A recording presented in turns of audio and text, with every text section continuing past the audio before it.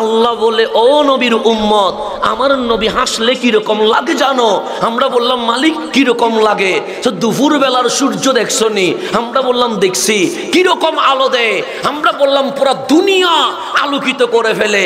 আল্লাহ বলে ওয়াদ্দুহা, দুপুরের সূর্য যেরকম দুনিয়া আলোকিত করে ফেলে, হাবিবুল্লাহর হাসি আর লৌহ কলম পর্যন্ত আলোকিত করে ফেলেছে। নামাজের মধ্যে চেহারা উপরে উঠলে নামাজ আছে না গেছে? তাহলে এটা শুধু কি ওনার জন্য ফতোয়া না? এটা হাসানের জন্য ফতোয়া, এটা সিরাজি সাহেবের জন্য ফতোয়া, এটা রাষ্ট্রপতির জন্য ফতোয়া, এটা প্রধান অতিথির জন্য ফতোয়া, এটা এরদোগানের জন্য ফতোয়া। দুনিয়ার যত বড় মুসলিম লিডার হোক, চেহারা উপরে উঠাইতে পারবে। তাহলে ফতোয়া কি চেহারা যদি উঠে নামাজ আছে না গেছে? কিন্তু আমার নবীর চেহারা আসমানের দিকে উঠে গেছে, এখন ফতোয়া কি হবে? নবীগণ নামাজের মধ্যে চেহারা আসমানের দিকে তুলে না, নামিয়ে ফেলতে হয়। ফতোয়া তো এটা দেওয়া দরকার, ফতোয়া এটা দেওয়া দরকার। কিন্তু আল্লাহ ফতোয়া উল্টাই দিচ্ছে। হাবিব রাষ্ট্রপতি চেহারা তুললে ফতোয়া হইতো নামাজের চেহারা কি করতে হবে? নামাইতে হবে। প্রধানমন্ত্রী চেহারা তুললে নামাজের মাথা নামাইতে হবে। কিন্তু হাবিবের চেহারা যখন উঠে গেছে, আল্লাহ ফতোয়া চেঞ্জ করে দিয়েছে। আল্লাহ বলে কাদে নারা তাকাল্লুবা ওয়াজহিকা ফিস সামা। হাবিব, আপনার চেহারা যেটা আসমানের দিকে উঠে গেছে, নামাইয়েন না, নামাইয়েন না। কেন? সে কাদের নারা, আমি আল্লাহ আল্লাহ হয়ে হাবিবের চেহারার দিদার শুরু করে দিয়েছি। আমি চেহারা তুললে আল্লাহ বলবে চেহারা নামা, আপনি তুললে আল্লাহ বলবে চেহারা নামা। হাবিবুল্লাহ চেহারা তুলছে, আল্লাহ বলেন নামাজের কোনো সমস্যা হয় নাই। কেন? হাবিব মেরাজ শুরু হয়ে গেছে, কাদের নারা দিদার শুরু হয়ে গেছে। তা আল্লাহ চেহারার দিকে তাকায়া বলতেছেন, মুখে বলার দরকার নাই, আপনি যে মনে মনে বলছেন আমি শুনে গেছি। হাবিব, আমি উত্তর দিয়ে কি করব, দক্ষিণ দিয়ে কি করব, পূর্ব দিয়ে কি করব, পশ্চিম দিয়ে কি করব? ফালানু আল্লিয়ান্নাকা কিবলাতান তারদাহা।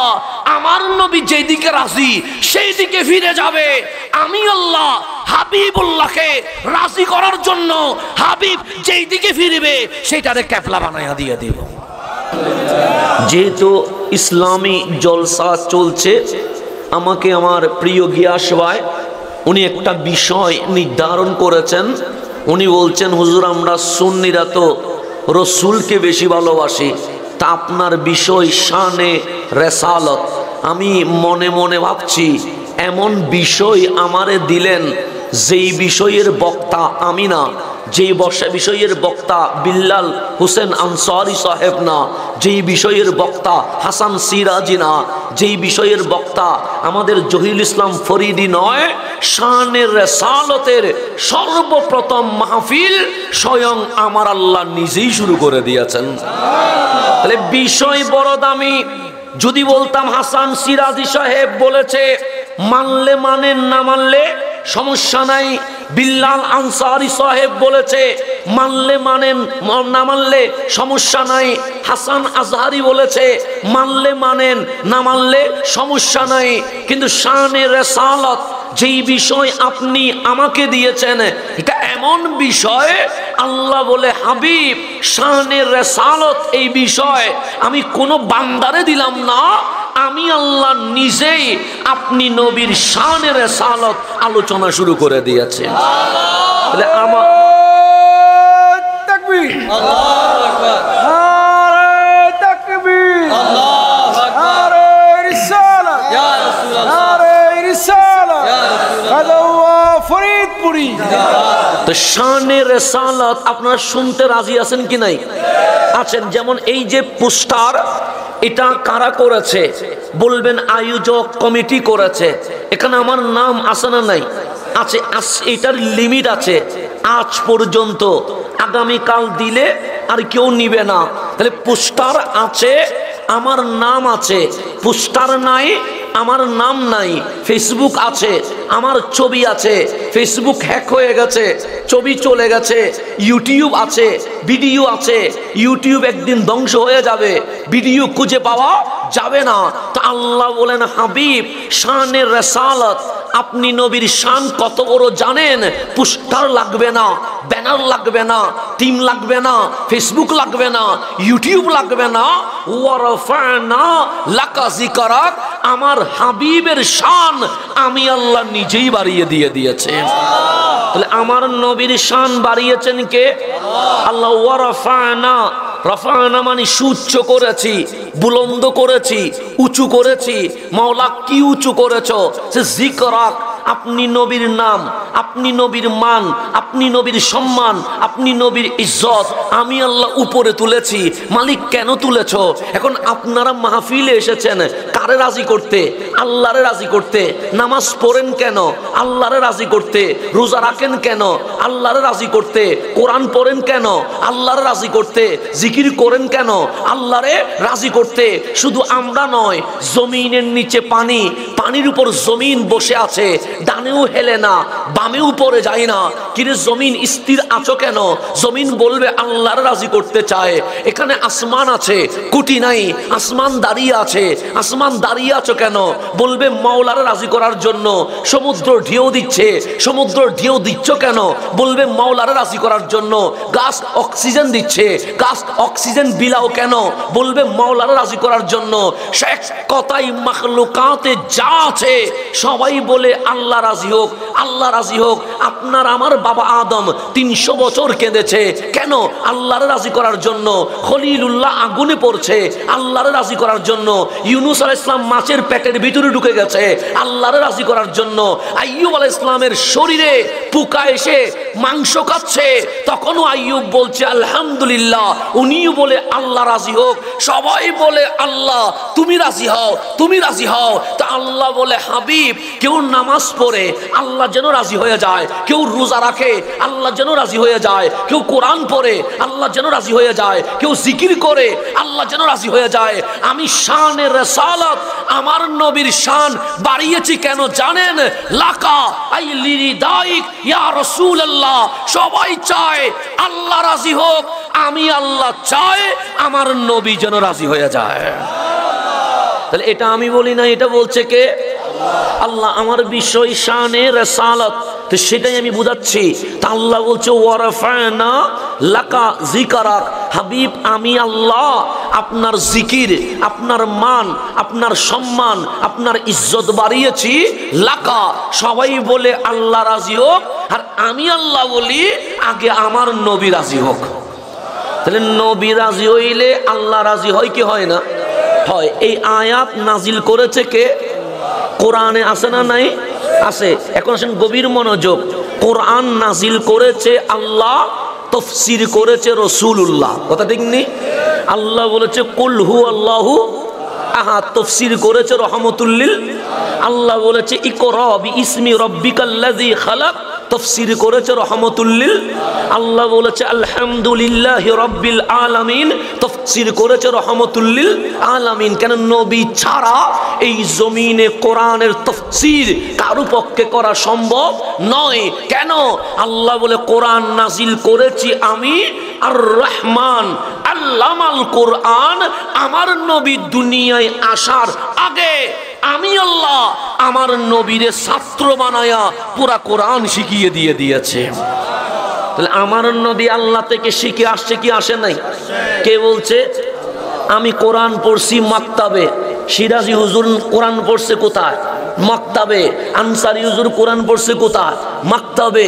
কিন্তু আমার নবী মাকতাবে যায় নাই, আমার নবী প্রাইমারি স্কুলে যায় নাই, আমার নবী আলিয়া কওমি কোন মাদ্রাসায় যায় নাই, আমার নবী কোন কলেজ ইউনিভার্সিটিতে যায় নাই, আমার নবীর অনার্স নাই, আমার নবীর মাস্টার্স নাই। এখন বিশ্ববাসী বলবে এটা কেমন নবী যিনি মাকতাবে যায় নাই? এটা কেমন নবী যিনি প্রাইমারি স্কুলে যায় নাই? এটা কেমন নবী যিনি আলিয়া কওমি কোথাও যায় নাই? এটা কেমন নবী যিনি স্কুল কলেজ ইউনিভার্সিটি কোথাও যায় নাই? এখন আল্লাহরে ডাক দেন মাওলা, যে মাকতাবে যায় না তারে আমরা নিরক্ষর বলি, যে স্কুলে যায় না তারে আমরা মূর্খ বলি। তো তোমার নবী মাক্তাবেও যায় নাই, স্কুলেও যায় নাই, অশিক্ষিত বলবো, নিরক্ষর বলবো?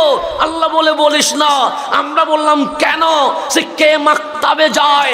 আমরা বলি যে আলিফ বা এ বি ক খ এগুলো চিনে না, কি স্কুলে যায় যে পড়তে পারে না। তো আল্লাহ বলে আমার হাবিব কেন যাবে? আল্লামাকা মা লাম তাকুন তা'লাম। হাবিব দুনিয়ায় আসার আগে আমি আল্লাহ হাবিবকে সব শিখিয়ে দিয়েছে। তো না জানলেই তো যাবে। হাবিব তো দুনিয়ায় আসার আগে সব জানে। যে জানে তাকে মাক্তাবে মাদ্রাসায় যাওয়ার কোনো দরকার নাই। তো যদি আমি স্কুল কলেজ থেকে শিখে স্কলার হতে পারি, আমার হাবিবুল্লাহ মাওলা থেকে শিখে বিজ্ঞানীদের মহাবিজ্ঞানী হয়ে গেছে। কথা ঠিক নেই? সেই জন্য এগুলো নবীর শানে কথা বলার সময় আমাদের সাবধান থাকার দরকার আছে না নাই? আছে। তাহলে তাফসীর করেছে রহমাতুল্লিল, কিন্তু ওয়ারাফা'না লাকা যিকরাক যখন নাজিল হইছে, ফালাম্মা নাজালাত হাযিহিল আয়াত, যখন এই আয়াত নাজিল হচ্ছে, জিবরিল আমিন বলছে হাবিবুল্লাহ এমন আয়াত আল্লাহ নাজিল করেছে যে আয়াত আল্লাহ আদম সফিউল্লাহর শানে নাজিল করে নাই, যে আল্লাহ খলিলুল্লাহর শানে নাজিল করে নাই, কালিমুল্লাহর শানে নাজিল করে নাই, রুহুল্লাহর শানে নাজিল করে নাই, হাবিবুল্লাহর শানে আমার আল্লাহ বলছে ওয়ারাফা'না লাকা যিকরাক। এই আয়াত শুনে আমার নবী এমনিতে হাসে, মুস্কি হাসি, ঠোঁট দেখা যায় কিন্তু দাঁত মোবারক দেখা যায় না। কিন্তু এই আয়াতের শানে নুজুল পড়েন, সেই আয়াত নাজিল হইতে দেরি শানে নুজুলে লেখা আছে ফাতাবাসসামা রাসূলুল্লাহ সাল্লাল্লাহু আলাইহি ওয়াসাল্লাম, সর্বপ্রথম আমার নবী মুস্কি হাসলেন, সুম্মা দাহিকা, এমন কিলকিল করে হাসলেন সাহাবায়ে কেরাম বলে শুধু সামনের দাঁত নয়, মারির ভেতরের বড় দাঁত মোবারক পর্যন্ত আমরা দেখে ফেলেছি। তাহলে আমার নবী খুশি হইছে না বেজার হইছে? এমনি হাসেন মুস্কি হাসি, এই আয়াত শুনে কিলকিল করে হাসতেছেন সাহাবায়ে কেরাম বলে সামনের দাঁত নয়, ভেতরের দাঁত মোবারক পর্যন্ত আমরা দেখে ফেলেছি। দাঁত মোবারক গুলো দেখতে কিরকম জানো? আমাদের একটা ভিতরে ঢুকে গেছে, একটা বাহিরে বের হয়ে গেছে, কিন্তু আমার নবী এরকম নয়। আল্লাহ এমন ভাবে সাজিয়েছে যেন মুক্তা ঝরে, সামনের বড় দুইটা দাঁত মোবারক, মাঝখানে গ্যাপ আছে, কামলিওয়ালা যখন হাসছে ওই গ্যাপ থেকে নূর বের হওয়া শুরু হয়ে গেছে। এটার নাম রহমতুল্লিল। তা আমার রসুল আগে এরকম কখনো হাসে নাই। আমার রসুল হাসে, মুস্কি হাসে, কিন্তু কখনো কিলকিল করে হাসে। কিন্তু ওয়ারাফা'না লাকা যিকরাক, এই আয়াত শুনে আমার নবীজি এমন হাসলেন সবাই দাঁত মোবারক দেখে ফেলেছে। তা আল্লাহ বললেন জিবরিল আয়াত যে নাজিল করলাম হাবিবের রিয়াকশন কিরকম? জিবরিল বলে মালিক আজকে তো পুরা সিস্টেম পরিবর্তন হয়ে গেছে। কোন সিস্টেম? আপনার নবী মুস্কি হাসে, এটা সুন্নাহ, কিন্তু আজ ওয়ারাফা'না লাকা যিকরাক শুনে এমন ভাবে হাসলেন দুনিয়াবাসী আজ কামলিওয়ালার দাঁত মোবারক দেখে ফেলেছে। আল্লাহ বলে আমার নবী যখন আজ এমন ভাবে হাসলেন দাঁত মোবারক দেখিয়ে দিয়েছে, সিস্টেম পরিবর্তন করে দাও। জিবরিল বলে মাওলা কিরকম করতাম?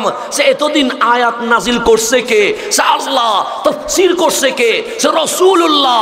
সে ওয়ারাফা'না লাকা যিকরাক নাজিল করার কারণে হাবিবুল্লাহ যেন যখন কিলকিলায়া হাসে, ওয়ারাফা'না লাকা যিকরাকের তাফসীর হাবিব করবে না, আমি আল্লাহ নিজে করব। এটার নাম শানে রিসালাত। এটার নাম কি? তো আয়াত নাজিল করছে আল্লাহ, তাফসীর করছে রহমতুল্লিল, কিন্তু আজকে ওয়ারাফা'না লাকা যিকরাকের সিস্টেম কি হয়ে গেছে? পরিবর্তন হয়ে গেছে। আল্লাহ বলে আজকে হাবিব যখন কিলকিল করে হাসছে তাফসীর করবে কে? আল্লাহ। কেন? আমার নবী যেন আরো বেশি হাসে। কারণ নবী যে হাসছে আপনিও তো হাসেন, কেউ তো কবিতা লেখে না, আমিও তো হাসি, কেউ তো গল্প লিখে না। তা আল্লাহ বলে ও নবীর উম্মত আমার নবী হাসলে কিরকম লাগে জানো? আমরা বললাম মালিক কিরকম লাগে? তো দুপুর বেলার সূর্য দেখছো নি? আমরা বললাম দেখছি। কিরকম আলো দেয়? আমরা বললাম পুরা দুনিয়া আলোকিত করে ফেলে। আল্লাহ বলে ওয়াদ্দুহা, দুপুরের সূর্য যেরকম দুনিয়া আলোকিত করে ফেলে, হাবিবুল্লাহর হাসি আর লৌহ কলম পর্যন্ত আলোকিত করে ফেলেছে। আমার নবীর হাসি সুন্দর না অসুন্দর? আমার কথা বুঝেননি আপনারা? জামিলা তো হচ্ছে না, সিটিংয়ে মানুষের তো জামিলা হয় নাই। আমি আবার কথা বলি আরেক রকম, আপনারা বোঝার জন্য কথা বলছি আরেক রকম। এটা আমার জন্য অনেক কষ্টকর বিষয়। বিশাল জিহাদ শুরু হয়ে যায় মানে এই ভাষায় কথা বলতে গেলে, কারণ আমার সমস্যা হয় বিশাল। কারণ আমি কথা বলি আরেক রকম সিস্টেমে। আমাদের ভাষাটা চাইনার চেয়ে একটু কঠিন বেশি। এটার কোনো ট্রান্সলেট নাই, সব কিছু ট্রান্সলেট হয় গুগলে, আসে না? নাই আছে, কিন্তু সিটিংয়ে ভাষার কোনো ট্রান্সলেট নাই। গুগল বলে চাইনারটা করতে পারে, জাপানেরটা করতে পারে, তোরা কোন ভাষায় কথা কস এটা তো ট্রান্সলেটই করতে পারতেছি না। তো যেটা গুগলে পারে না সেগুলোকে আপনারা বুঝবেননি। তো সেই জন্য আমি যে ভাষায় কথা বলি এই ভাষা বাদ দিয়া আপনি যেভাবে বুঝবেন মনে হয় আমাকে সেইভাবে কথা বলার কি করতে হবে? চেষ্টা করতে হবে। ভুল হবে সেজন্য কি বললাম সেই দিকে তাকানোর দরকার নাই, কি বুঝাইলাম সেই দিকে তাকানোর দরকার আছে। কথা ঠিক আছে নি? শাব্দিক উচ্চারণ ভুল হবে সেদিকে তাকাইন না। সিটেঙ্গে মানুষ তো কথা বলি তো আরেক রকম, তো সেই জন্য কোন দিকে বাইরে হয়েছে দেখার দরকার নাই। জয়ের উচ্চারণ ঠিক আছে কি না এটাও দেখার দরকার নাই। কি বললাম এটার দিকে তাকাইন না, কি বুঝাইলাম ওই দিকে তাকানোর দরকার আছে। এখন আমার কথা বুঝেননি আপনারা? জামিলা তো হচ্ছে না। তো ওয়ারাফানা লাকা যিকরাক যখন নাজিল হইছে আমার নবী মিটি মিটি হাসি শুরু করেছে। আল্লাহ বলে জিবরিল কথা বাড়াও না, জিবরিল কথা বাড়াও। জিবরিল কথা বাড়াচ্ছে। নবী গো আল্লাহ কিন্তু কাউরে ওয়ারাফানা লাকা যিকরাক বলে নাই। হাবিব বলে আমি জানি তো আল্লাহ শুধু আপনারে বলছে ওয়ারাফানা লাকা যিকরাক। হাবিব বলে জানি তো। জিবরিল বলে নবী গো একটা কথা বলতাম আমার কামলিওয়ালা আজকে আমি খুব খুশি আছি। বলো জিবরিল সাআতাদরি কাইফা রাফা আল্লাহু যিকরাক, আপনি কি জানেন আল্লাহ যে আপনার জিকির বাড়াইছে, আপনার শান বাড়াইছে, আপনার নাম বাড়াইছে, লিমিট কতটুকু এটা জানেননি? হাবিব বলে জিবরিল এটা কি বললা? আমার জিকিরের লিমিট কতটুকু জিজ্ঞেস করছো কারে? আপনারে। তা আমার জিকির কি আমি বাড়াইছি না আল্লাহ বাড়াইছে? আমার জিবরিল বলে আল্লাহ বাড়াইছে। তো বাড়াইছে আল্লাহ, জিজ্ঞেস করো আমারে। আরে যেই আল্লাহ বাড়াইছে জিবরিল ওই আল্লাহরে জিজ্ঞেস করো হাবিবুল্লাহর শান কতটুকু বাড়াইছে।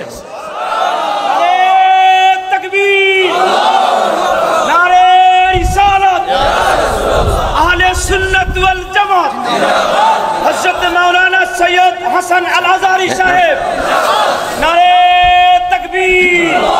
তাহলে এখন আমার নবীর শান বাড়াইছে কে? জিবরিল জিজ্ঞেস করে কারে? আমার নবীরে। তা আমার নবী ডাক দিয়ে বললেন জিবরিল আমার শান মান তো আমি বাড়াই নাই, বাড়াইছে কে? তা আল্লাহ যেহেতু বাড়াইছে কতটুকু বাড়াইছে এটা তো যিনি বাড়াইছে উনি বলতে পারবে।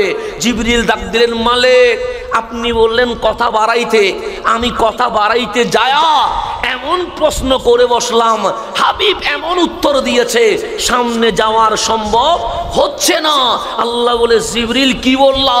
আমি বললাম আতাদরি কাইফা রাফা আল্লাহু যিকরাক, হাবিব আপনি জানেন আল্লাহ আপনার জিকির কতটুকু বাড়াইছে? তা আল্লাহ বলে জিবরিল তা আমার হাবিবকে করলা কেন? এটা আমারে করবা। তা আল্লাহ ডাক দিলেন হাবিব প্রশ্নের উত্তর আপনার দেওয়া লাগবে না, আমি আল্লাহ দিচ্ছি। ওয়ারাফানা লাকা যিকরাক, আই ওয়ারাফানা লাকা যিকরাকের তাফসীর কাউরে করতে হবে না, আমি আল্লাহ বলছি মা যুকিরতু ইল্লা যুকিরতা মাই, আমি আল্লাহ আল্লাহ হইয়া, আমি মাবুদ হইয়া, আমি খালেক হইয়া সিঙ্গেল আমার নাম কোথাও উল্লেখ করি না। যেখানে আমার নাম সেখানে হাবিবের নাম ফিট করে দেওয়া হয়। যুকিরতা মাই, আপনি নবীর সাথে, আমি আল্লাহ আমারে স্মরণ করি। তাহলে নবী আছে না নাই? আল্লাহ বলে যেখানে আমার নাম আল্লাহ সেখানে পাশে আমার হাবিবের নাম রাসূলুল্লাহ। যেখানে আমার নাম রব্বুল আলামিন সেখানে পাশে আমার হাবিবের নাম রহমতুল্লিল, যেখানে আমার নাম মাহবুদ পাশে সেখানে হাবিবের নাম মাহবুব, যেখানে আমার নাম মাহমুদ পাশে সেখানে হাবিবের নাম মুহাম্মাদুর রাসূলুল্লাহ করে লাগিয়ে দিয়েছে। তাহলে আল্লাহর নাম যেখানে, নবীর নাম, এটা কে বলতেছেন? এটাকে আমি বলছি? এটাকে আমার বাবা বলছে? এটা কি দুনিয়ার কোনো পীর সাহেব বলছে? তাহলে আমার আল্লাহ বলে আমি মাবুদ হিসেবে আমার নাম যেখানে ফিট করেছি সেখানে বন্ধু হিসেবে, মাহবুব হিসেবে আমি সেখানে হাবিবুল্লাহর নাম ফিট করে দিয়েছে। এতটুকু আপনারা কি বুঝছেননি? এখন আসেন সামনের দিকে যায়, গভীরভাবে খেয়াল করবেন।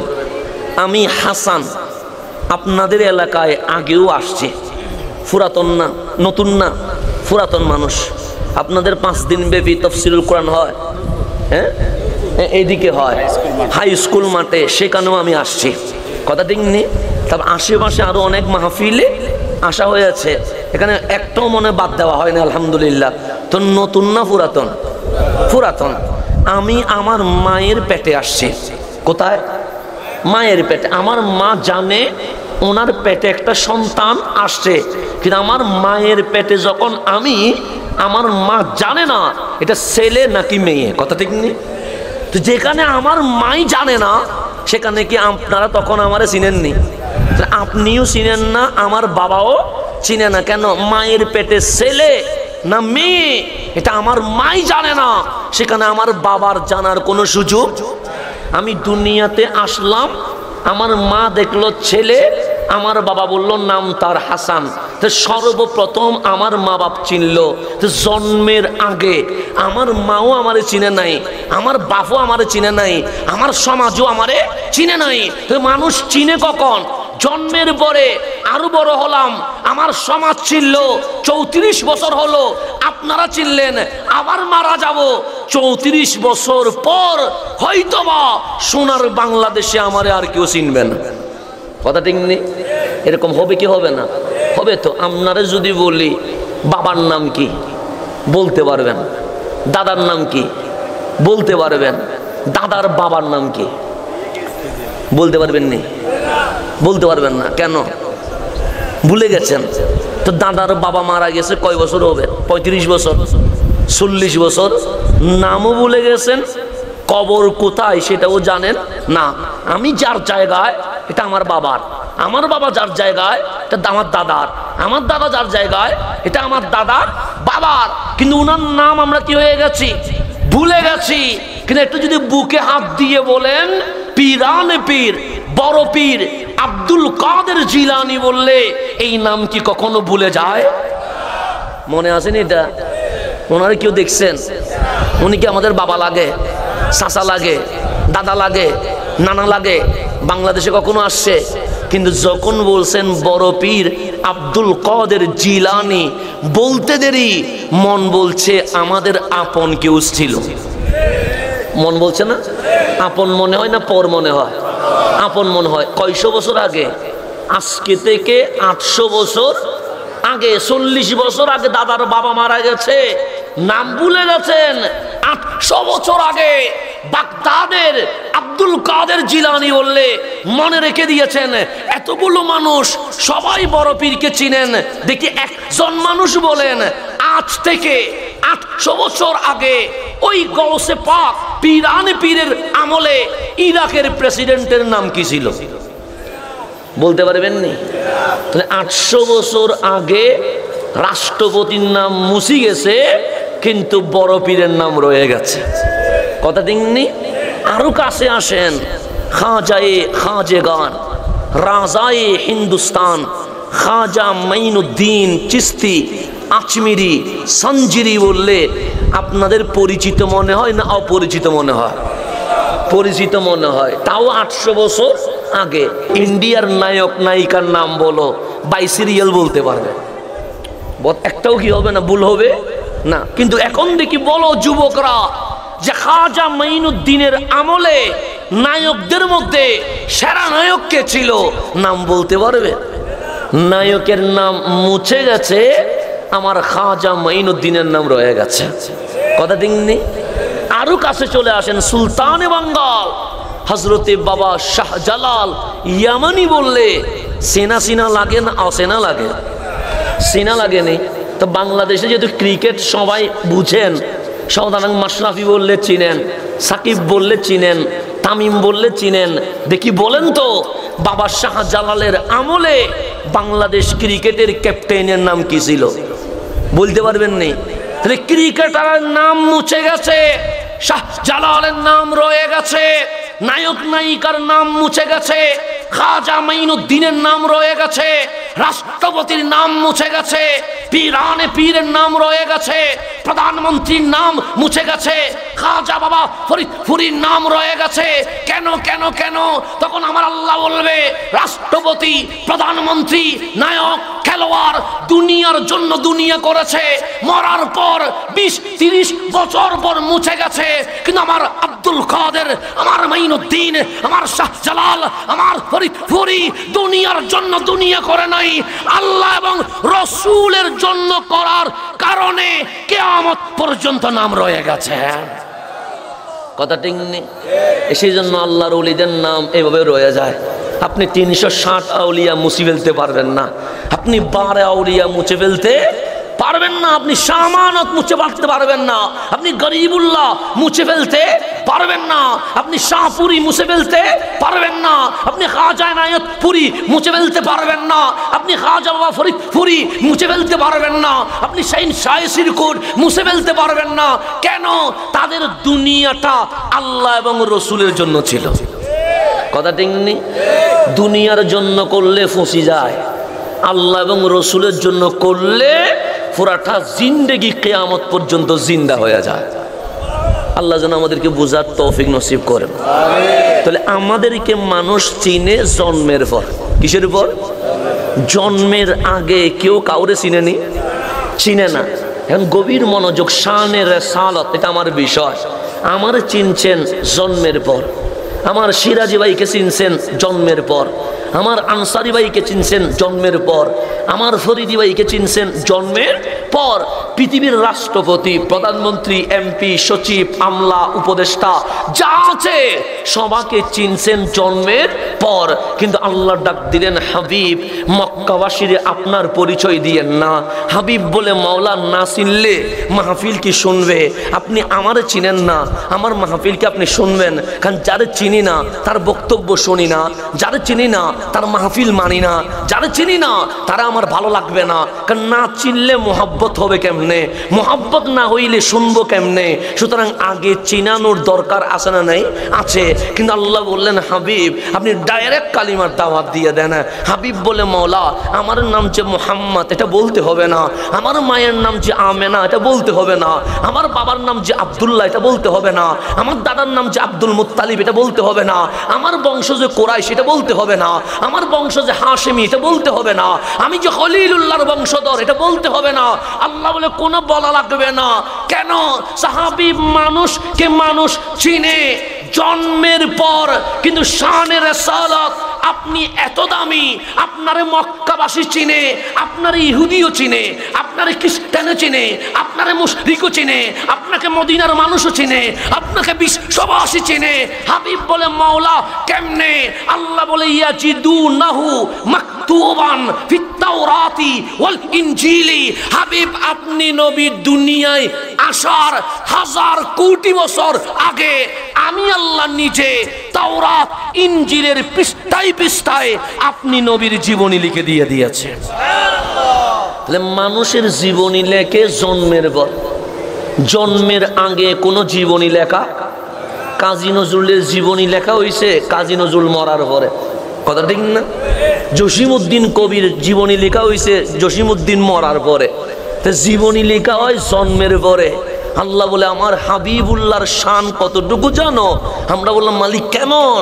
সে কোনো লেখকই জীবনী লিখে নাই, কোনো সাহিত্যিক জীবনী লিখে নাই, কোনো কবি কাব্য লিখে নাই। আমি আল্লাহ নিজে তাওরাত ইনজিলের পৃষ্ঠায় পৃষ্ঠায় আমার নবী দুনিয়ায় আসার 1000 কোটি বছর আগে কামলিওয়ালা নবীর জীবনী লিখে দিয়ে দিয়েছে। এটার নাম শানে রিসালাত। এখন আমার কথা এতটুকু বুঝছেন নি? এতটুকু বুঝছেন তো? বুঝতে কোনো ঝামেলা হয়েছে? তো এখন মূল শানের রিসালাত বোঝানোর জন্য আমি প্রথম পারা শেষ করলে দ্বিতীয় পারার প্রথম পৃষ্ঠা, কত পারা? প্রথম পারা শেষ সায়াকুলুস সুফাহা বললে কয় পারা? দ্বিতীয় পারার প্রথম পৃষ্ঠা অনুবাদ করে নিয়েন। আমি বলবো না অমুক মুফাসসিরের জীবনী অনুবাদ পড়েন, তমুক লেখকের অনুবাদ পড়ে, এটা বলবো না, কারণ আমি বললে বলবো হুজুরেরটা হুজুরে বলে গেছে। সুতরাং আমি নিজের থেকে কোনো কিছু বলবো না। তো দ্বিতীয় পারার প্রথম পৃষ্ঠা, এখানে মসজিদ আছে না? নাই আছে। নামাজ হয় কি হয় না? নামাজ হয় কোন দিকে? পশ্চিম দিকে, মানে কেবলার দিকে। এখানে পশ্চিম কোন দিকে পড়ছে?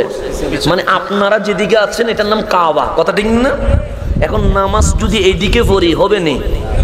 এদিকে পড়লে হবে? হওয়া তো দূরের কথা, মস্কারি করি করলে ইমান সহ চলে যাবে, কথা ঠিক নেই? কেন কাবা কি দুইটা হয় না একটা হয়? যদি আমরা সবাই মিলে বলি, আজকে কুমিল্লায় যেহেতু আসছি, কচুয়ায় যেহেতু আসছি, সব দল ভুলে গিয়ে আমরা এক বিষয়ে ঐক্যমত হইলাম, নামাজ পশ্চিম দিকে পড়বো না দক্ষিণ দিকে পড়বো, নামাজ হবে না ইমান যাবে? ইমান যাবে। কেন? কাবলা চেঞ্জ হয় না, কাবা একটাই হয়। আমার আল্লাহ বলে কাবা কাবার জায়গায় থাকবে, কিন্তু কেউ যদি কাবলা চেঞ্জ করতে চায় আমি আল্লাহ তারে চেঞ্জ করে ফেলবো, কথা ঠিক নেই? তাহলে আমি চাইলে কাবলা চেঞ্জ হবে, আমার বাবা চাইলে কাবলা চেঞ্জ হবে, রাষ্ট্রপতি প্রধানমন্ত্রী চাইলে কাবলা চেঞ্জ হবে, দুনিয়ার কোনো ক্ষমতাধর যদি চায় কখনো কাবলা চেঞ্জ হবে? তা আমার রসুল যখন মক্কায় ছিলেন, পৃথিবী যেহেতু গোল, পৃথিবী কি গোল, যেহেতু দিক পরিবর্তন হয়ে যায়, আমরা নামাজ পড়ি পশ্চিম দিকে। কেন? আমাদের বাংলাদেশের দিকে কাবা পশ্চিমে, মিশরে গেলে কোনাকুনি। কেন? মিশরে কাবাটা কোন দিকে? কোনাকুনি ভাবে, সোজা করে নামাজ পড়ার কোনো সুযোগ নাই। পৃথিবী গোল হওয়ার কারণে ক্যাবলা কি হয়ে যায়? চেঞ্জ হয়ে যায়। তো মুসলমানদের প্রথম ক্যাবলার নাম মসজিদে আকসা, যেটা ফিলিস্তিনে। আজকে ফিলিস্তিনের মুসলমান রক্ত দিচ্ছে মসজিদে আকসার জন্য। এটা শুধু ওরা রক্ত দিবে তাই নয়, আমাদেরকেও রক্ত দেওয়ার প্রয়োজন ছিল। এটা কি শুধু ফিলিস্তিনের মানুষের না, এটা তো আমাদেরও। তো ক্যাবলা যখন সবার, রক্ত শুধু ফিলিস্তিন দিলে হবে? আমাদেরকে দেওয়া লাগবে কি লাগবে না? কিন্তু শরম লজ্জার বিষয় হচ্ছে, যেই ফিলিস্তিনের মুসলমানকে ইসরায়েল মারছে, সেই ইসরায়েলের পণ্য আমাদের ঘরে ঘরে আছে, কথা ঠিক না? আমরা ইসরায়েলের পণ্য খায়া ওই লাভ্যাংশটা আমার ফিলিস্তিনের মুসলমানদেরকে বোমা ফিটিং করার খরচ আমরা দিয়ে দিই আমাদের ভাইদেরকে মারার জন্য। তো জিহাদ করতে গেলে অসংখ্য জিহাদ আছে। সোনার বাংলাদেশের মুসলমান যদি বলে ইসরায়েলি পণ্য বয়কট করব, এটাও একটা জিহাদ হয়ে যাবে। কিন্তু আমরা তো ওই জিহাদ করতে রাজি না। গড়ে পেপসি ঢুকে গেছে, 7 আপ ঢুকে গেছে, আমরা এখন ইসরায়েলের পক্ষে কাজ করি। কোকা-কোলা ঢুকে গেছে, কার পক্ষে কাজ করতেছি? ইসরায়েলের পক্ষে কাজ করতেছি। আল্লাহ যেন আমাদেরকে বোঝার তৌফিক নসিব করে। পেপসি না খাইলে কি জীবন যায় না? কোকা-কোলা না খাইলে কি জীবন যায় না? 7 আপ না খাইলে কি জীবন যায় না? যাই তো। তো চাইলে যদি জীবন যায়, কেন আপনি ইসরায়েলের জিনিসগুলো কিনবেন? আল্লাহ যেন আমাদেরকে বোঝার তৌফিক নসিব করেন। এখন আসে সামনের দিকে যাই, গভীরভাবে খেয়াল করবেন। আমি যেখানে ছিলাম সেখানে চলে যায়। তাহলে ফিলিস্তিনের মসজিদে আকসা আছে না নাই? আছে। এটা হচ্ছে প্রথম ক্যাবলা। এটা কি প্রথম ক্যাবলা? এখন আসেন গভীর মনোযোগ। তাহলে মক্কার খানায়ে কাবা যেটা আছে, এটা প্রথম ক্যাবলা না, এটা ক্যাবলা সেকেন্ড। আগে ছিল মসজিদে আকসা। তো ওই মক্কায় যখন রসুল ছিলেন, মসজিদে আকসাকে সামনে নিলে অটোমেটিক খানায়ে কাবা সামনে পড়ে যায়। অটোমেটিক কি হয়ে যায়? কাবা পিঠ হয় না, কাবা কি হয়? সামনে হয়। এটা যদি কি হয়, মক্কার কথা বলছি। তো রসুলে পাক 53 বছর বয়সে চলে আসলেন ইয়াসরাবে, নাম হয়ে গেছে কি মদিনা। তো মদিনায় আসার পরে কাবা সামনে নিলে মসজিদ আকসা পিছনে হয়ে যায়, মসজিদ আকসা সামনে নিলে খানায়ে কাবা কি হয়ে যায়? পিঠ হয়ে যায়। তা আমার রসুল মদিনায় এসে এই খানায়ে কাবাকে পিঠ দিয়ে মসজিদে আকসাকে সামনে নিয়ে 17 মাস নামাজ আদায় করেছেন। কয় মাস? 17 মাস, মানে 1 বছর 5 মাস। কয় বছর? আমি আপনাদেরকে রেফারেন্স দিয়ে দিচ্ছি, দ্বিতীয় পারার কয় পৃষ্ঠা বললাম? প্রথম পৃষ্ঠা, কোরআন থেকে বলতেছি। হ্যাঁ, সায়াকুলুস সুফাহা, সেখান থেকে বলছি। আমি নিচ থেকে কোনো কিছু বলছি না, বা কোনো লেখকের কিতাব থেকে বলছি না, আমি কোরআন থেকে বলছি। 17 মাস আমার রসুল নামাজ পড়ছেন কোন দিকে? এইদিকে। এইদিকে মানে মসজিদে। আমি যেদিকে বসি এটা মসজিদে আকসা। খানায়ে কাবা কি হয়ে আছে? পিঠ হয়ে আছে, পিছন হয়ে আছে। কয় মাস বললাম? একদিন না, এক ওয়াক্ত না, 17 মাস নামাজ পড়ছে এইদিকে। ঠিক যেদিন 17 মাস শেষ, সকাল 10 ঘটিকা যখন বেজে গেছে, রহমতুল্লিল আলামিন বললেন আমি দাওয়াতি কাজে বের হব। জাওয়ানি সাহাবী আমার, সাহাবীরা বললেন নবী গো, জান মাল আপনার কদমে কোরবান, আপনি নবী, যেদিকে আমরা যাব সেদিকে। সবাই সাহাবায়ে কেরাম নবীর সাথে রওনা হয়ে গেছে। আমার নবী তখন তো আর গাড়ি নাই, আমি কারে করে চলে এসেছি। তখন কি কার ছিল? বিমান ছিল? হেলিকপ্টার ছিল? কিছুই তো ছিল না। তো রহমতুল্লিল আলামিন হাঁটছে, পিছনে সাহাবায়ে কেরাম আমার নবীর কদমে কদমে হাঁটছে। যখন 2.5-3 কিলোমিটার চলে গেছে, তখন আমার রসুল সূর্যের দিকে তাকাইলেন। ঘড়ি তো তখন নাই, সূর্যের দিকে তাকাইয়া বললেন, বেলাল আল আন ওয়াক্তু জোহর, এখন জোহরের সময়, আজান দিয়ে দাও। বেলাল বলে, নবী গো, আজান তো দি মসজিদে নববীতে। আমার রসুল বললেন, আবার যদি হেঁটে মসজিদে নববীতে যায় জোহর কাজা হয়ে যাবে, জোহর এখানে আদায় করতে হবে। তো বেলাল বলে, নবী গো, আজান কোন জায়গায় দিব? আমার নবী বলে, বেলাল এখনো আমারে চিনো নাই, আমি তো সেই রসুল যেই জায়গায় দাঁড়ায়া যায় সেই জায়গা মসজিদ হয়ে যায়। আমি তো সেই রহমতুল্লিল, যেখানে কদম রাখি এটা কি হয়ে যায়। সুতরাং আজান এখানে দাও। মসজিদ এখনো আছে, নাম তার মসজিদে জিল কিবলাতাইন। আমাদের হুজুরা দেখে আসছেন, কথা ঠিক না? মসজিদে জুল কিবলাতাইন। জুল কিবলা মানে 2 কেবলার মসজিদ। কয় কেবলা? কেবলা কি 2টা না একটা? একটা, কিন্তু মসজিদের নাম জুল কিবলাতাইন। কয় কেবলার মসজিদ? কারণ জোহরের আজান যখন হয়ে গেছে, সুন্নত হয়ে গেছে কোন দিকে? এইদিকে, মসজিদ আকসার দিকে। যখন একামত দিলেন, রহমতুল্লিল আলামিন নামাজ শুরু করলেন এইদিকে না, কোন দিকে? মসজিদে আকসার দিকে, কেবলার দিকে নামাজ শুরু করলেন। 2 রাকাত শেষ। কয় রাকাত? জোহরের নামাজ ফরজ কয় রাকাত? তো 2 রাকাত যখন শেষ, আর কয় রাকাত বাকি? ওই নামাজের ভেতরে জোহরের কেরাত কি ছোট করে পড়তে হয় না বড় করে পড়তে হয়? ছোট করে পড়তে হয়। তো কামলিওয়ালা ছোট করে কেরাত পড়ছে, আর মনে মনে বলছে, মুখে না, আমরা মনে মনে অনেক কথা বলি, কি বলি না? বলি। আমার রসুল মনে মনে বলছে, মালিক আমি নামাজ মসজিদে আকসার দিকে পড়বো না। কেন? আমি এটারে কেবলা বানাবো না। আমার উম্মতের জন্য আমি মক্কিওয়ালা যেই কেবলা আছে, মক্কায় যে কাবা আছে, সেটাকে মুসলিম উম্মার কেবলা বানায়া দিয়ে দিল। এটা মুখে বলে নাই, কিসে বলছে? মনে অন্তরে। অন্তরে মানুষ অনেক কথা বলে, কি বলে না? বলে। তো রসুলের অন্তরে বলছে, আমি এটার কেবলা হিসেবে নামাজ পড়বো না, আমি নামাজ পড়বো পশ্চিমের খানায়ে কাবার দিকে। মুখে নয়, কোথা? মনে মনে মনে মনে বলতে যাইয়া আমার নবীর চেহারা কেবলার দিকে নয়, আসমানের দিকে উঠে গেছে। কোন দিকে উঠে গেছে? এটা শানের সালাত বোঝেন, কোরআন থেকে বলছি। এখন ধরেন আমাদের বিল্লাল আনসারী হুজুর এশারের নামাজ পড়াচ্ছে। কিসের নামাজ? তো নামাজ পড়বে কোন দিকে? কাবার দিকে, কেবলার দিকে। চেহারা ডানে বামে উপরে পিছনে গেলে নামাজ আছে না গেছে? গেছে। ফতোয়া তো গেছে। এটা নিয়ে আপনাদের মধ্যে কোনো মারামারি আসেনি? কোনো আবার এটা নিয়ে কোনো দলাদলি আসেনি? যেখানে দলাদলি আছে সেখানে আমি নাই।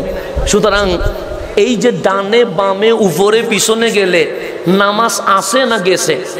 তো ইমামের গেছে না শুধু মুসল্লি সহ চলে যাবে? কারণ আপনি বলছেন ইক্তেদাই তো বেহাজাল। ইমাম ঠিক হইলে আপনার নামাজ ঠিক, ইমাম ঠিক না হইলে আপনার নামাজ ভুল। সেই জন্য আমাদের দেখতে হয় ইমামটা ঠিক আছে কিনা। ইমাম যদি হুসাইন হয় মুসল্লি জান্নাতে যায়, ইমাম যদি এজিদ হয় মুসল্লি জাহান্নামে চলে যায়। সেজন্য ইমাম দেখতে হবে। কি দেখতে হবে? ইমামটা দেখতে হবে ইমাম ঠিক আছে কিনা, কারণ ইমাম ঠিক থাকলে নামাজ ঠিক, ইমাম ঠিক না থাকলে নামাজ কখনো ঠিক থাকবে না। এগুলো আমাদেরকে বুঝতে হবে, জানতে হবে, অনুধাবন করতে হবে। এখন গভীর মনোযোগ। তাহলে নামাজের মধ্যে চেহারা উপরে উঠলে নামাজ আছে না গেছে? তাহলে এটা শুধু কি ওনার জন্য ফতোয়া না, এটা হাসানের জন্য ফতোয়া, এটা সিরাজি সাহেবের জন্য ফতোয়া, এটা রাষ্ট্রপতির জন্য ফতোয়া, এটা প্রধান অতিথির জন্য ফতোয়া, এটা এরদোগানের জন্য ফতোয়া। দুনিয়ার যত বড় মুসলিম লিডার হোক, চেহারা উপরে উঠাইতে পারবে। তাহলে ফতোয়া কি চেহারা যদি উঠে নামাজ আসে না গেছে? কিন্তু আমার নবীর চেহারা আসমানের দিকে উঠে গেছে, এখন ফতোয়া কি হবে? নবীগণ নামাজের মধ্যে চেহারা আসমানের দিকে তুলে না, নামিয়ে ফেলতে হয়। ফতোয়া তো এইটা দেওয়া দরকার, ফতোয়া এটা দেওয়া দরকার। কিন্তু আল্লাহ ফতোয়া উল্টাই দিচ্ছে। হাবিব রাষ্ট্রপতি চেহারা তুললে ফতোয়া হইতো নামাজের চেহারা কি করতে হবে? নামাইতে হবে। প্রধানমন্ত্রী চেহারা তুললে নামাজের মাথা নামাইতে হবে। কিন্তু হাবিবের চেহারা যখন উঠে গেছে, আল্লাহ ফতোয়া চেঞ্জ করে দিয়েছে। আল্লাহ বলে কাদে নারা তাকাল্লুবা ওয়াজহিকা ফিস সামা। হাবিব, আপনার চেহারা যেটা আসমানের দিকে উঠে গেছে, নামাইয়েন না, নামাইয়েন না। কেন? সে কাদে নারা, আমি আল্লাহ আল্লাহ হয়ে হাবিবের চেহারার দিদার শুরু করে দিয়েছি। আমি চেহারা তুললে আল্লাহ বলবে চেহারা নামা, আপনি তুললে আল্লাহ বলবে চেহারা নামা। হাবিবুল্লাহ চেহারা তুলছে, আল্লাহ বলেন নামাজের কোনো সমস্যা হয় নাই। কেন? হাবিব মেরাজ শুরু হয়ে গেছে, কাদের নারা দিদার শুরু হয়ে গেছে। তা আল্লাহ চেহারার দিকে তাকায়া বলতেছেন, মুখে বলার দরকার নাই, আপনি যে মনে মনে বলছেন আমি শুনে গেছি। হাবিব, আমি উত্তর দিয়ে কি করব, দক্ষিণ দিয়ে কি করব, পূর্ব দিয়ে কি করব, পশ্চিম দিয়ে কি করব? ফালানু আল্লিয়ান্নাকা কিবলাতান তারদাহা। আমার নবী যেদিকে রাজি সেই দিকে ফিরে যাবে। আমি আল্লাহ হাবিবুল্লাহকে রাজি করার জন্য হাবিব যেই দিকে ফিরবে সেটারে ক্যাবলা বানাইয়া দিয়ে দিব। আমি ফিরলে কোনোদিন ক্যাবলা হবে না। আমি যদি এদিকে ফিরি, কেউ ক্যাবলা বলবে?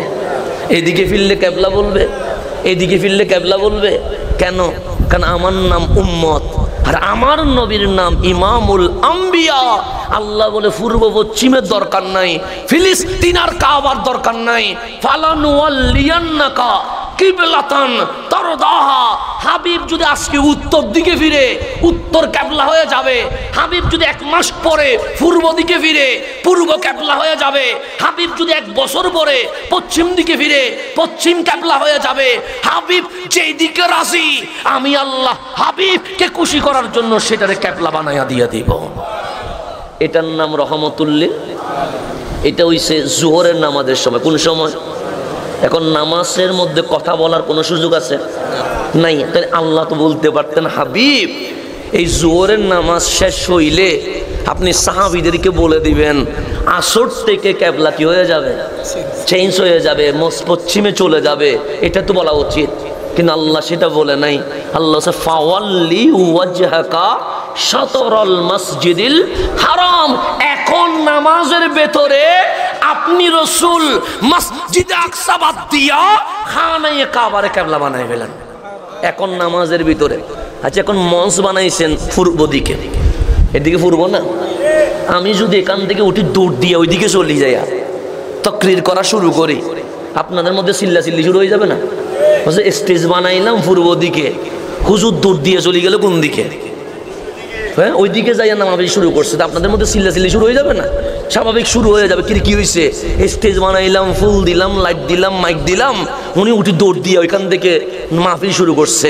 তা আপনাদের মধ্যে অনেকে প্রশ্ন করবেন কি হয়েছে, প্রশ্ন করবেন কি করবেন না?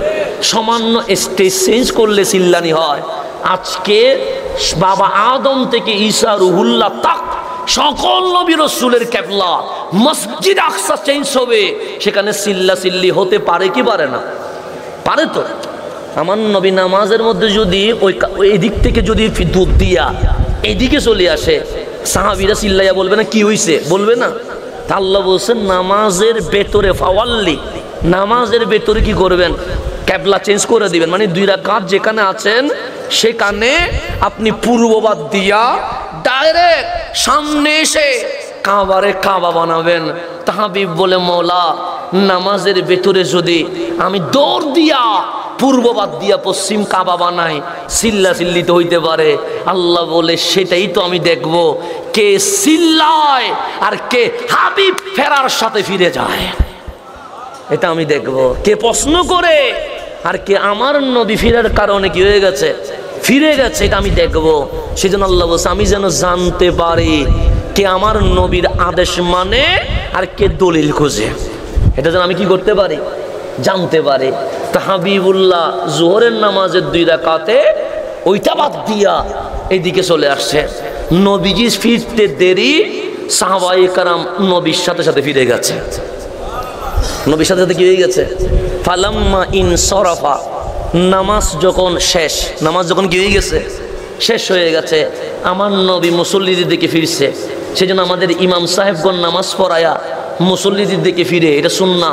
আমার রসুল ফিরলেন, দেখলেন সাহাবীদের কোনো আওয়াজ নাই, শব্দ নাই। আমার নবীজি বললেন আজকে একটা ঘটনা ঘটে গেছে। সাহাবায়ে কেরাম বলে আল্লাহ এবং রসুলে ভালো জানে, আজীব ঘটনা ঘটছে। সাহাবায়ে কেরাম বলে আমরা তো জানি না, আল্লাহ এবং রসুলে ভালো জানে।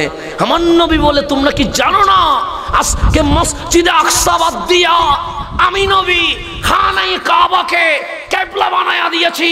সাহাবায়ে কেরাম বলে নবী গো আশ্চর্যের কি আছে, ওইটা যদি কাবা হয় আপনি তো কাবারও কাবা।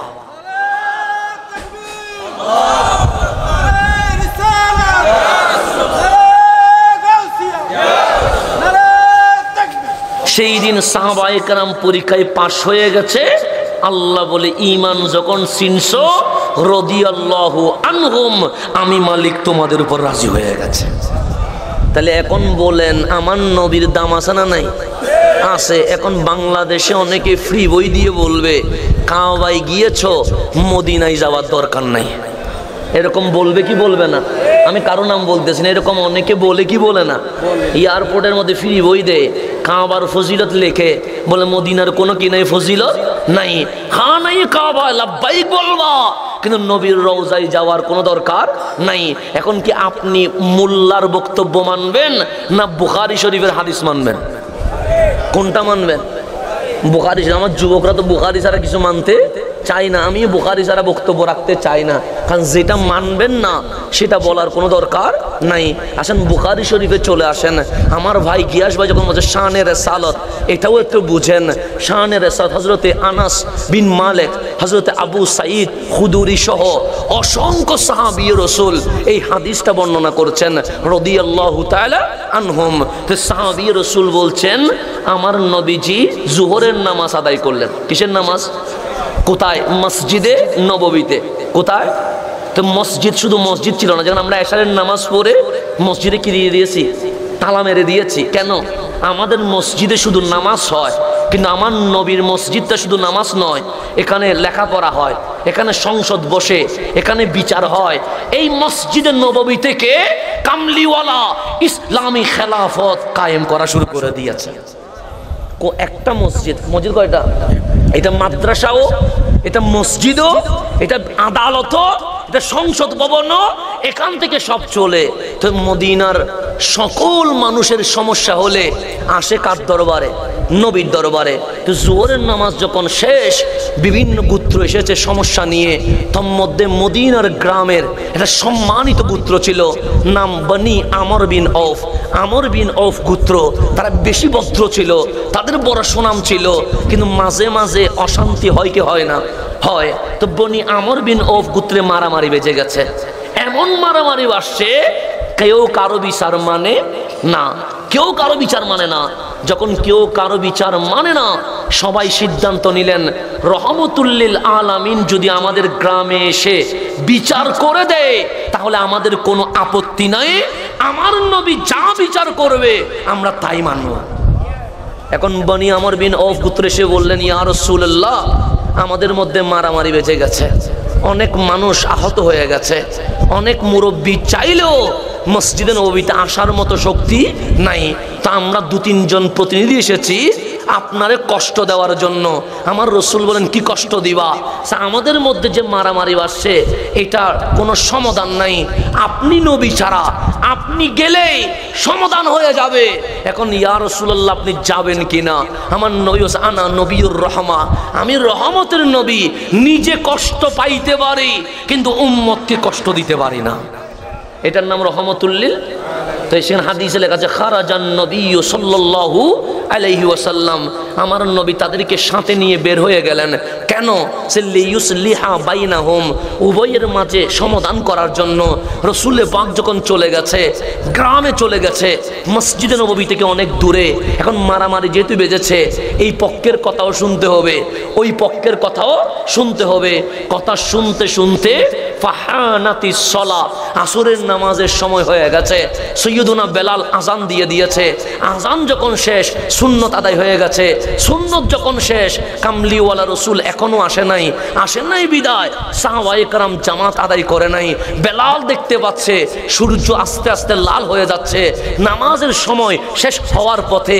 বেলাল একবার মসজিদের বাইরে যায়, একবার ভিতরে আসে, একবার বাইরে যায়, একবার ভিতরে আসে, কিন্তু দেখলেন নবী আসার কোনো লক্ষণ নাই। উনি দৌড়াইয়া গেলেন সৈয়দুনা আবু বকর সিদ্দিক রাদিয়াল্লাহু তাআলা দরবারে, ডাক দিয়ে বললেন আবু বকর উনজুর ইলাস সামা, আসমানের দিকে তাকান, সূর্য ডলে যাচ্ছে, নামাজ কাজা হয়ে যাবে। রহমতুল্লিল আলামিন এসে যদি দেখে আমরা আসরের নামাজ কাজা করেছি, বড় রাগ করবে। তখন সৈয়দুনা সিদ্দিক আকবর ডাক দিয়ে বললেন বেলাল তুমি কি চাও? সাআতুসাল্লি লিন্নাস, আমি বেলালের বিশ্বাস হচ্ছে নবীজির অবর্তমানে কেউ যদি ইমামতি করার যোগ্যতা অর্জন করে এটার নাম আবু বকর। এখন আতুসাল্লি লিন্নাস, আপনি কি মানুষের ইমামতি করবেন? বেলালকে সৈয়দনা আবু বকর বলো নাই, ততক্ষণ চুপ ছিলাম। এখন যখন আমাকে প্রশ্ন কইলা, রসুল যদি এসে দেখে নামাজ কাজা হয়ে গেছে, তুমি বেলাল রসুলকে বলবা আবু বকরকে বলছিলাম ইমামতি করতে, উনি করে নাই, দোষ আমার গায়ে চলে আসবে। সুতরাং এখন পড়াইতে না চাইলেও আমার কি করতে হবে? নামাজ পড়াইতে বলছেন, নাম পড়াবো, কারণ প্রশ্ন করে বাজাই দিছ।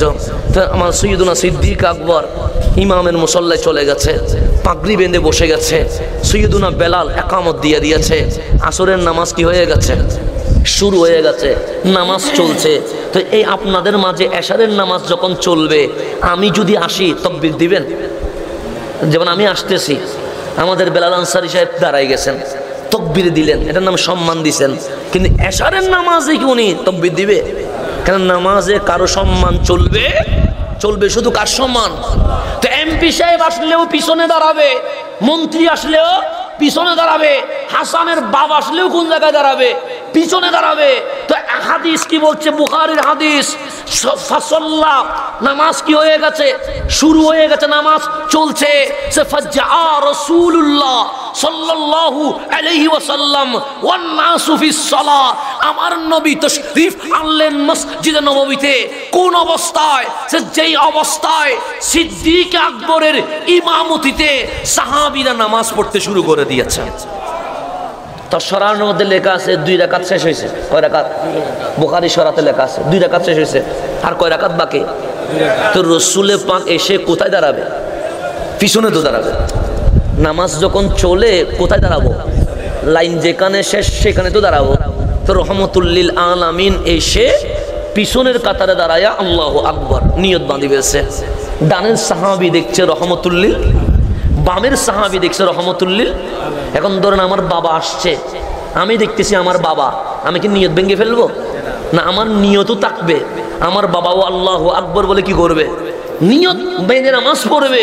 তো রসুল পাক নামাজ পড়ছে, ডানে বামের সাহাবী দেখছে রহমতুল্লিল, এইভাবে যে নিয়ত বাঁধছে, এই নিয়ত অবস্থায় ফাসাফাকান নাস, তালি দিয়ে সামনের কাতারকে বলছে সাহাবী সাইড দিয়ে দাও, পিছনে ইমামুল মুরসালিন দাঁড়িয়ে আছে।